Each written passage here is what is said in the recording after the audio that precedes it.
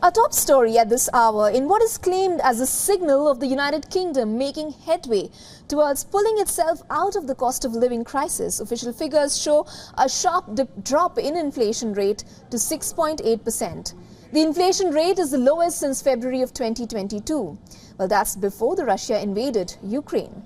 In the immediate drop, inflation levels have fallen from 7.9% in the previous month.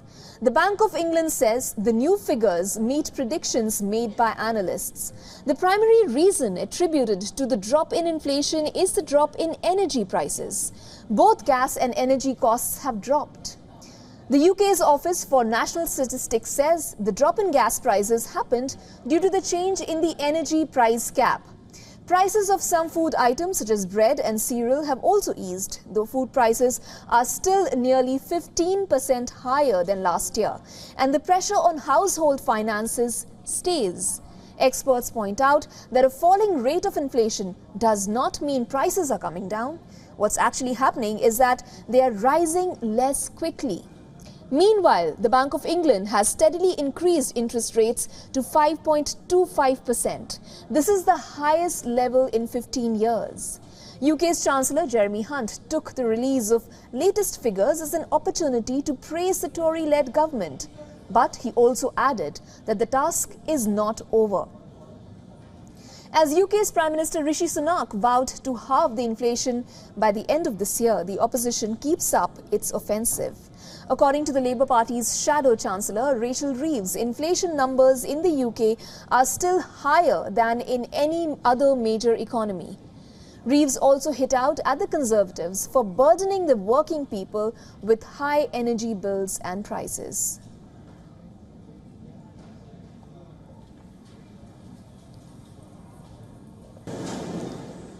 For more on this, our correspondent Alex Izat joins us live from London. Alex, if you can hear me, my first question to you is, tell us, is the impact of the inflation drop, is it really being felt on the ground? Well, unfortunately, not so much for those low-income households. The prices of food and fuel really hasn't changed. We keep hearing about numbers that are dropping, but as you rightly said, it isn't a case of the prices coming down. It's that they're slowly going up. So even though people are expecting these costs to come down, unfortunately, we're seeing double figures when it comes to the price of what was basics. For example, there has been bread, which is a basic staple, has been a double in price, and also others products as well. So many people aren't really feeling it in their wallet, in their pockets, and of course wages are also stagnating and haven't really gone up in the past couple of years either. Right. However, is this any sort of indication that the United Kingdom is somehow, somewhat pulling itself out of the cost of living crisis?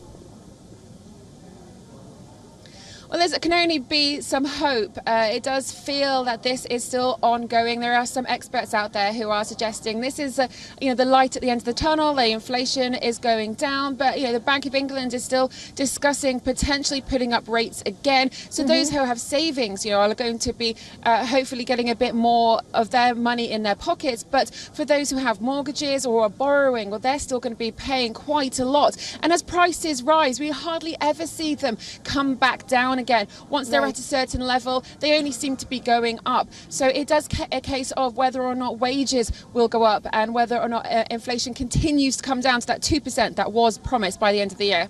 Right. Alex, do tell us, is there talk around the rise in interest rates? Is that really being felt on the ground? We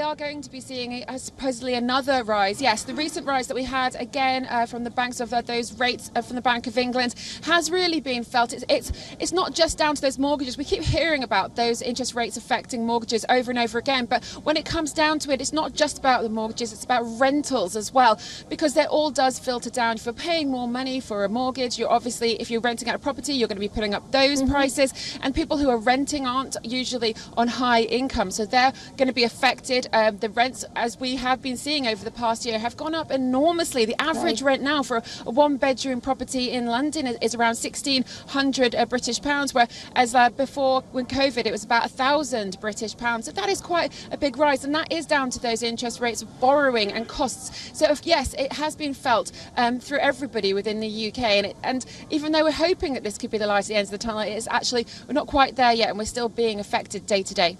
Right. Alex, thank you so much. UK definitely struggling the brunt of the war between Russia and Ukraine. Thanks so much for joining us.